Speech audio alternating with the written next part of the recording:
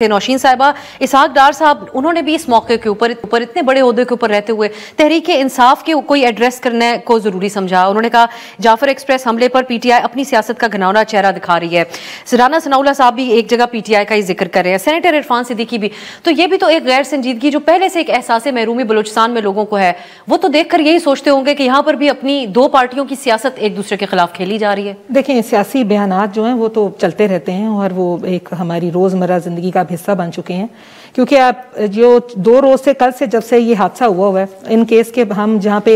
Unite होकर बलूचिस्तान पे बात करते तो हमारी जो इंतशारी जमात है ये सोशल मीडिया पर एक्टिव हो जाती है और एकदम से जो है वो तालिबान के हक में जो है वो आके ट्वीट्स आ रही हैं। तो जाहिर बात है कि हुकूमत के नुमाइंदों का ये काम तो बनता है कि वो इनको जो है बताएं कि ये जो जितनी गलत पॉलिसियां थी, जबकि इमरान खान के दौर में 30 से 40 हज़ार तालिबान जो है पाकिस्तान में, लेकिन यहाँ पर तालिबान का कोई ताल्लुक नहीं है। नौशीन साहबा, ये बलूचिस्तान लिबरेशन आर्मी के हवाले से बात हो रही है, जो बलूचिस्तान से मुतालिका पॉलिसी तो हमारी रियासत की तकरीबन एक जैसी रही है मुख्तलिफ अदवार में। देखें, इसको कंट्रोल करना भी तो जरूरी है। अगर ये चीज़ें सोशल मीडिया पर आकर एक हाइप क्रिएट कर रही हैं और आप इदारों को गंदा कर रहे हैं, जब इदारे आपके लिए फ़ायदेमंद हैं और इदारे आपको सपोर्ट कर रहे हैं तो इदारे बहुत अच्छे हैं, लेकिन जब इदारे मुल्क कौम के लिए लड़ाई लड़ रहे हैं और वो अपनी कैपेसिटी में वहाँ पे जो हो रहा है उसको कंट्रोल करने की कोशिश कर रहे हैं, तो तब भी आप उनको गंदा कर रहे हैं। इनके मुख्तलिफ बयानात आ रहे हैं, गौहर साहब कुछ कह रहे हैं, अभी ये कुछ कह रहे हैं, तो तनकीद करना बहुत आसान है। अब साहब हम तनकीद कर सकते हैं यहाँ बैठ के, लेकिन पॉलिसी कहाँ पर है? सिक्योरिटी पॉलिसी पे अगर तनकीद करे ऑपोजिशन,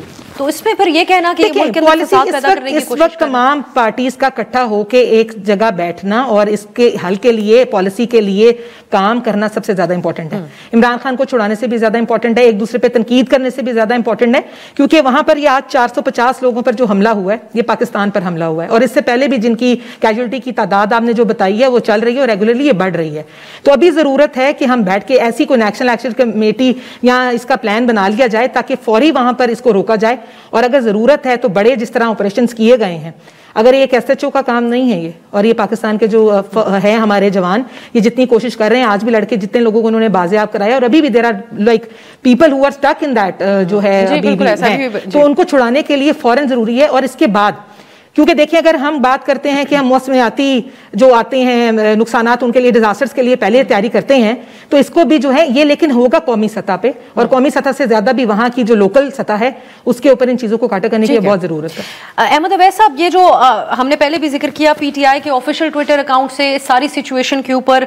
मुजम्मत से ज्यादा सिक्योरिटी इदारों के हवाले से सवालात उठाए गए। यकीनन सिक्योरिटी पॉलिसी के ऊपर तो सवाल उठाया जा सकता है, लेकिन एक पार्टी के अंदर एक ही बयानिया फिर होना चाहिए। बैरिस्टर गौहर साहब पार्टी के चेयरमैन हैं, वो उनकी तरफ से अलबत्ता अफवाज की कुर्बानियों का एतराफ किया जा रहा है, तो एक हम आहंगी तो नजर आनी चाहिए। दूसरा, इमरान खान साहब आजकल तो खतूत के जरिए हर पॉलिसी के ऊपर बात करते हैं, लेकिन उनके अपने दौर में बलूचिस्तान के हवाले से उनकी क्या पॉलिसी थी? एहसास महरूमी इस कदर बड़ा था कि बलूच हजारा जब बैठे हुए थे वहां पर लाशें रखकर अपने प्यारों की, तो उन्होंने जाना मुनासिब नहीं समझा था, उनको ब्लैकमेलर्स कहा था। तो कम अज कम कोई रियलिस्टिक अप्रोच तो होनी चाहिए पॉलिटिकल पार्टीज की कि हमारे अपने दौर में भी कोताही हुई हमसे। देखिए, बात सुनिए, माजी में क्या गलतियां हुई या नहीं हुई,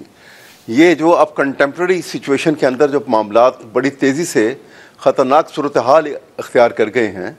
इनको ऊपर तो तनकीदी नज़र से देखना, उनकी निशानदही करना इंतहाई ज़रूरी है। और इसमें ये भूल जाना चाहिए कि जी आपने अपने दौर में क्या नहीं किया तो आप ना बोलें। अगर एक बंदे ने एक मौके पे कोई किसी बात के ऊपर उसने वो नोटिस नहीं लिया जो लेना चाहिए था, तो इसका मतलब है कि आज उसको हक ही नहीं कि बात ना करे। ये एटीट्यूड बदल देना चाहिए हमें। देखें ना, आप आज किस खतरनाक सूरत हाल से ये अगर आप मुझे इजाजत दें, ये सवाल तो जहन में आता है कि पाकिस्तान के सबसे बड़े मसाइल में से एक है सिक्योरिटी के मसाइल बलूचिस्तान में और दीगर भी वहाँ के जो अवाम के जो जज्बात हैं, लेकिन उसको जिसने एड्रेस नहीं किया उनको आज क्या ख्याल आया, उनको कुछ वजाहत तो देनी चाहिए इस चीज के ऊपर। मैं आपके सामने यही बात करने लगा कि देखिए, इंटीरियर मिनिस्टर हैं हमारे मोहसिन नकवी साहब, उन्होंने भी बलूचिस्तान के मतलब क्या बात की कि ये एक एसएचओ की मार है। जिस आदमी को ये समझ नहीं आ रही कि वहां पे नौयत क्या है, मूवमेंट कहां तक जा चुकी है और किस हद तक वो आगे निकल चुके हैं और कितनी ज्यादा ताकत पकड़ चुकी है, कि उनको ये एहसास नहीं। और हमारी इंटीरियर मिनिस्टर है वो, क्या ये स्टेटमेंट देने वाला शख्स जो है वो सिक्योरिटी रिस्क नहीं है पाकिस्तान के लिए? पाकिस्तान क्रिकेट टीम का सत्यानाश कर दिया, मुल्क का सत्यानाश करने पर लग गए। ये खतरनाक सूरत हाल है। इसी तरह से इसहाक डार साहब को देखिए। अब इसहाक, बजाय इसके कि आप पॉलिसी मेकिंग पे तवज्जो दें, आप लैप्सिस कहीं हुए उनके मुतालिक तवज्जो दें, लेकिन अपनी जब उनकी अपनी हिस्ट्री ऐसी है कि 164 के उन्होंने कन्फेशन स्टेटमेंट दी कि मनी लॉन्ड्रिंग मैं करता रहूं और उसके बाद आके वो डिप्टी प्राइम मिनिस्टर बन गए। आप बताइए ये इस मुल्क को खुदा के हवाले है कि अल्लाह ताला क्या बचा के रखे इस मुल्क को। कोई सोचता नहीं। वजीर दाखिला की जो अंडरस्टैंडिंग का फुकदान था, वजीर दाखिला का स्टेटमेंट हमने सुनाया कि ये दहशतगर्द एक SHO की मार हैं जिन्होंने 450 लोगों को यरगमाल बना लिया पूरी ट्रेन को। इस पे प्राइम मिनिस्टर साहब को या पार्लियामान को कुछ जवाब तलबी तो करनी चाहिए कि उनकी इतना अंडरस्टैंडिंग का फुकदान। मेरे लिए तो ये हैरानकुन है जो मेरे भाई बातें कर रहे हैं कि जब आपके वज़ीर आला एक सूबे के जत्थे लेकर आ गए थे और जो सिक्योरिटी एहलकार हैं जिनकी डेथ जो है वो आपके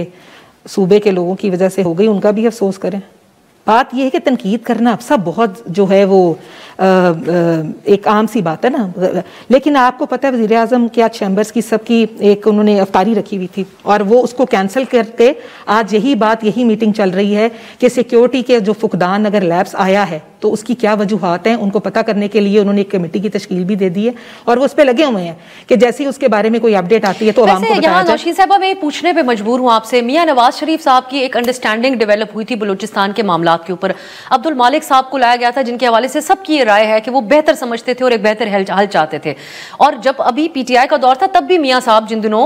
वोट को इज्जत दो का बयानिया चल रहा था तब बलूचिस्तान के हवाले से पॉलिसी पे तनकीद भी करते थे। आज वफाकी वजीर दाखिला अगर आपकी पार्टी की कुछ शख्सियत होते तो उनकी मुख्तलिफ अप्रोच ना होती, लेकिन मोहसिन नकवी साहब हैं तो वो एक इंडिपेंडेंट राय समझी जाती है और आप लोग उसको डिफेंड भी नहीं करते, आप जिक्र भी नहीं कर रही उनके बयान। नहीं देखिए बयान मैं यही बात कहूंगी कि फुकदान है, ये बिल्कुल ठीक बात है। ये बात है कि आज जो ये वाकया हुआ है ये कहीं ना कहीं किसी पार्ट पे तो नेग्लिजेंस है ना, उस सूबे की भी है, लेकिन वफाक में और ये मैटर जो है अगर हम सूबे से रिलेट करें तो ये भी जो है मैं कहूंगी कि बेवकूफ़ी है, क्योंकि ये जो हुआ है ये पाकिस्तान के एक सूबे में हुआ है और अगर ये वहां पे अब ये काबू में नहीं आता तो ये ट्रेवल करके पूरे पाकिस्तान में भी फैल सकता है। और ये बात जो है ये अगर उनके इल्म में पहले नहीं आई, बर वक्त अगर इसकी इतला नहीं आई तो अब मेरा ख्याल है कि सूबों और वफाक को चाहिए कि वो बैठ के फौरी, क्योंकि NFA के बाद इतना पैसा जो है वो सूबों को दिया गया है कि वो अपने निज़ाम को, अपने सिक्योरिटी निज़ाम को बेहतर बनाएं, अपनी जो अफवाज पाकिस्तान है या जितने भी सिक्योरिटी इदारे हैं बेशक वो सिविल हैं उनको इतना मजबूत कर लें कि जब पाकिस्तान पे अंदरूने मुल्क से या बैरूने मुल्क से बात आए पाकिस्तान के डिफेंस की या पाकिस्तान की हिफाजत की तो हमारे पास इतने जो हैं वो फंड्स और इतनी प्रोटेक्शन के लिए हमारे पास आगे से वो हों हथियार कि हम अपनी जो कुव्वतें हैं उनको जो है स्ट्रेंथन करके मुल्क के खिलाफ जो लड़ने वाली कुव्वतों से जो है लड़ सकें। अहमद उवैस साहब क्विकली आखिर में आप कहिएगा आपकी नजर में स्टेक होल्डर्स कौन लोग हैं, कौन बैठ के तय करें कि यहाँ के बलूचिस्तान के हवाले से क्या पॉलिसी होनी चाहिए। और हम देखते हैं कि वहां की जो सियासी हुकूमतें हैं उसके हवाले से आपने पहले बात की है, कोई वजीर आला अपना दौर मुकम्मल नहीं कर सकता, एक बहुत ही अजीब किस्म की पॉलिटिक्स हम देखते हैं बलूचिस्तान में होती है। सबसे पहला स्टेप लेना चाहिए था कि वहां के जो सीनियर पॉलिटिशियन है किसी भी जमात से हैं, जो सीनियर लोग हैं वहां के, उनके पीछे एक फॉलोइंग होती है और वो कंसेंसस डेवलप करने में मदद देते। उसके बाद वहां पे कोई कॉन्फ्रेंस करती, इत्तेहाद कॉन्फ्रेंस के नाम के ऊपर होती, यूनिटी के नाम के ऊपर होती, लोगों को इकट्ठा किया जाता और जो ऐसी मूवमेंट बना के बैठे हुए उसके देखे ना उसके पीछे कौन है। अनडाउटेडली उसके पीछे इंडिया है, उसके पीछे अफगानिस्तान है। अब आपने उन दोनों को मौका फराहम किया है, वो मौका कैसे फराहम किया मैं आपको बताता हूँ। केयर टेकर सेटअप था, इलेक्शन होने वाले थे, अनवारुल हक काकड़ साहब बलूचिस्तान से आए थे और इलेक्शन लॉज के अंदर बड़ा वाज़ेह तौर पे लिखा हुआ है कि ये इख्तियारात जो हैं वो केयर टेकर प्राइम मिनिस्टर या चीफ मिनिस्टर इस्तेमाल कर सकता है, क्योंकि उसका काम सिर्फ इलेक्शन को फैसिलिटेट करना और कुछ और काम नहीं कर सकता। लेकिन उन्होंने एकदम से बलूचियों को, ये वहाँ से जो पठान थे अफगानियों को निकालने का हुक्म दे दिया बगैर सोचे समझे, बगैर अफगानिस्तान की हुकूमत से तय किए हुए। यह काम डिप्लोमेटिक चैनल के ऊपर होना चाहिए था। जो भी इलेक्टेड हुकूमत आती है वो अफगानिस्तान से बातचीत, तालिबान को वापस लाकर आबाद करने की भी एक तरफा पॉलिसी थी। अहमद उवैस साहब आप किस माजी में हम जाएं, मेरे पास वक्त ही महदूद है। लेकिन वो लोग तो यहाँ बैठे हुए थे 20 साल से, अब उनको निकालने का कोई ना कोई एक तरफा पॉलिसी थी तो वापस ले जाने की भी एक तरफा पॉलिसी तो हो सकती है। लेकिन अहमद उवैस साहब केयर टेकर के इख्तियारात के हवाले से जो आपने पॉइंट रेज किया वो यकीनन मौजूद है।